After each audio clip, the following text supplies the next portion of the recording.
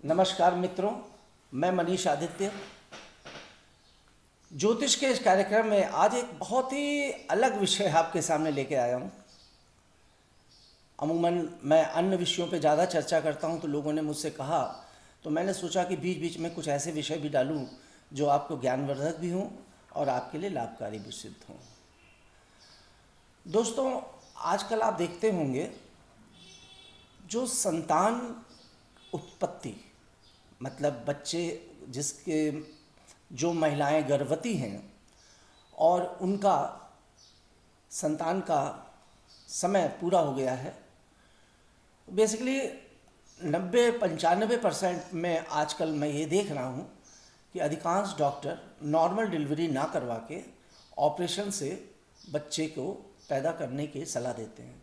अब वो कोई भी विषय हो, कुछ ना कुछ कॉम्प्लिकेशंस बता देते हैं, कुछ ना कुछ बातें बता देते हैं। वरना पुराने ज़मानों में तो घर में दाइयाँ डिलीवरी करा देती थी और हॉस्पिटल वाले भी पूरा इंतज़ार करते थे कि नॉर्मल डिलीवरी हो जाए।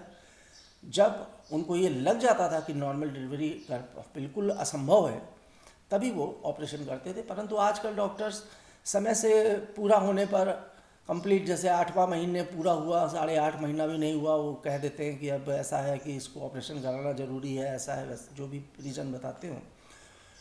तो ऐसी स्थिति में मानी बात है कि जो गर्भवती महिलाएं हैं या उनका परिवार है वो एक दहशत में आ जाता है और डॉक्टर के कहे अनुसार और डॉक्टर डेट दे देते हैं कि इस तारीख को हम ऑपरेशन करेंगे, आप इतने बजे सवेरे एडमिट कराइएगा और हम उस फला तारीख को ऑपरेशन कर देंगे।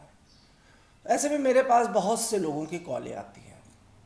अभी इसी हफ्ते मेरे कई कम से कम 8-10 क्लाइंट ऐसे आए जिन्होंने मुझसे जानना चाहा कि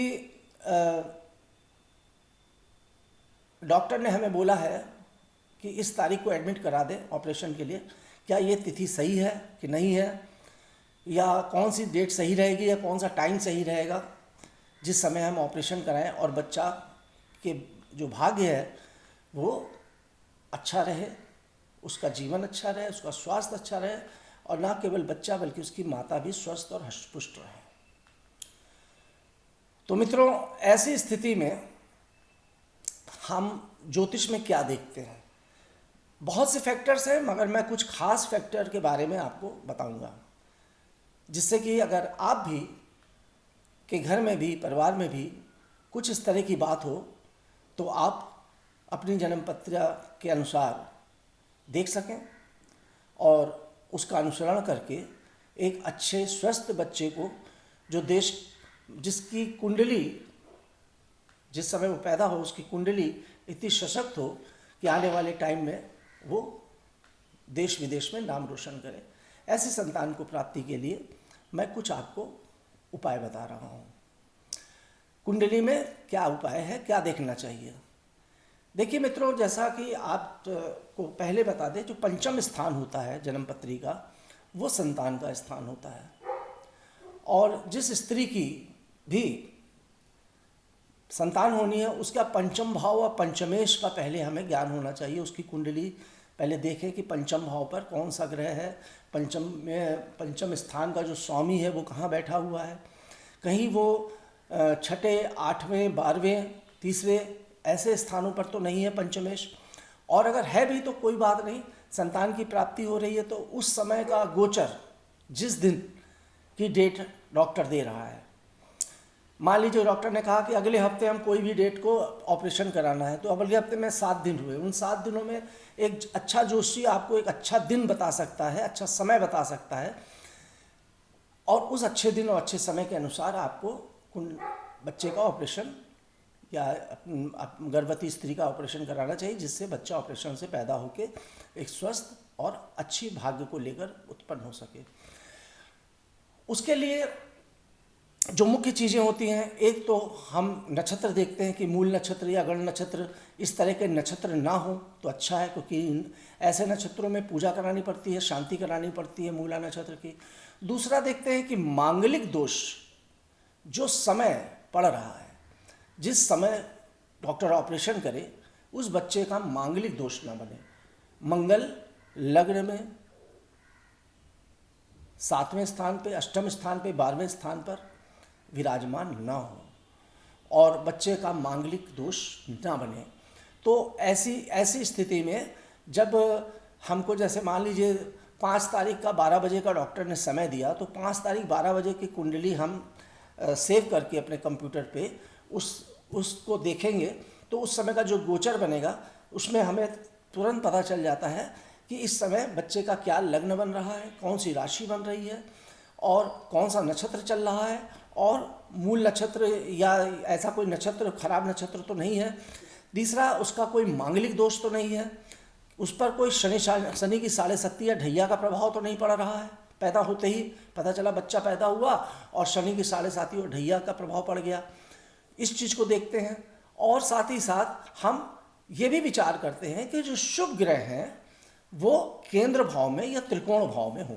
अब केंद्र भाव कौन से होते हैं? जो 4 भाव आप जन्म पत्री के बीच के होते हैं, जिससे लगन भाव, चौथा भाव, 7वां भाव, 10वां भाव, ये केंद्र के भाव हैं। ज़्यादातर शुभ ग्रह, अच्छे ग्रह इनमें बैठे हुए मिले। अगर पूरे दिन में लग्न बदलते रहते हैं मित्रों, और जैसे मान लीजिए अभी सिंह लग्न चल रहा है, 2.5 घंटे बाद दूसरा लग्न आ जाएगा, इसी प्रकार लग्न बदलते हैं। तो हमें अलग अलग समय पर अलग अलग देखना पड़ता है, एनालिसिस करना पड़ता है एक अच्छे ज्योतिषी को, कि इस समय पर केंद्र में ज़्यादा से ज़्यादा ग्रह बैठे हुए हैं, इस समय पर त्रिकोण भाव में और भाग्य भाव में, पंचम भाव और भाग्य भाव में और केंद्र में अच्छे और शुभ ग्रह बैठे हुए हैं। और कहीं ये भी देखना बहुत ज़रूरी होता है कि बच्चा पैदा हो रहा है तो कहीं ऐसा तो नहीं उसके 6, 8वें और 12वें स्थान पर ज़्यादा से ज़्यादा ग्रह बैठ गए हों या तृतीय स्थान पर बैठ गए हों, जो ये भाव बुरे भाव बताए जाते हैं। बाकी देखिए, नीच अगर उस दरमियान सर्पकाल दोष बना हुआ है, काल सर्प दोष बना हुआ है, डॉक्टर ने जो डेट दी है, तो मगर 2-2.5 दिन बाद चंद्रमा के परिवर्तन से सर्पकाल दोष खत्म हो सकता है। तो अगर इंतज़ार हो सकता हो, कोई मजबूरी ना हो, तो फिर हम लोगों को थोड़ा प्रतीक्षा कर लेनी चाहिए कि सर्पकाल दोष भी ना लगे। चंद्रमा की वजह से कई दोष और भी उत्पन्न होते हैं, जैसे मंगल, चंद्रमा अगर राहु के साथ चला जाए तो ग्रहण दोष बना देता है। चंद्रमा अगर सूर्य के साथ चला जाए तो भी बेहतर नहीं होता। चंद्रमा अगर शनि के साथ चला जाए तो विष योग बना देता है।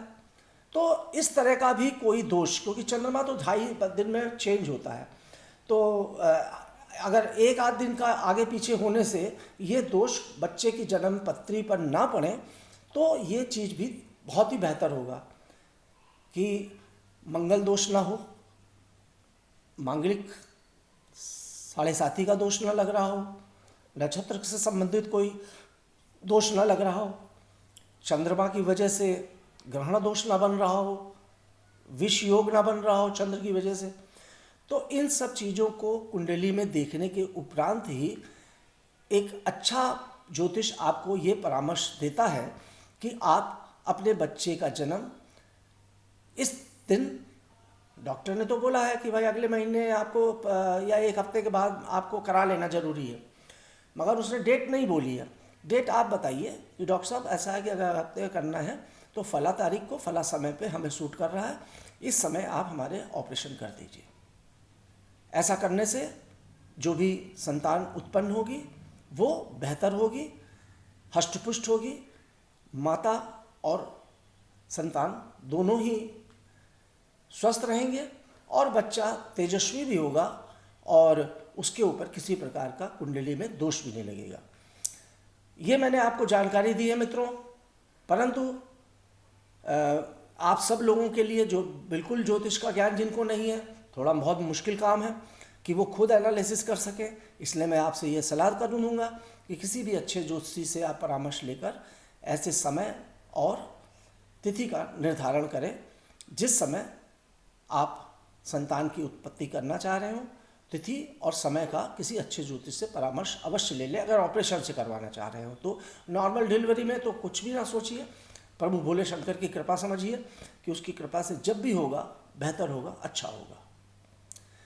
तो मित्रों, इसी के साथ मैं अपनी वीडियो को यहीं पे समाप्त करता हूँ और आपसे ये आग्रह करूँगा कि अगर आपके यहाँ भी किसी ऐसा मुद्दा चल रहा हो तो आप स्क्रीन पर दिए हुए नंबरों से मुझसे भी बात कर सकते हैं, अपॉइंटमेंट ले सकते हैं और अपनी कुंडली दिखवाकर आप एक बेहतर समय और बेहतर दिन जो बच्चे के लिए बेहतर हो मुझसे प्राप्त कर सकते हैं। मेरे चैनल को सब्सक्राइब जरूर करिएगा। अगर आप मुझसे मिलना चाहते हैं तो आप लखनऊ मेरे कार्यालय आके मुलाकात कर सकते हैं।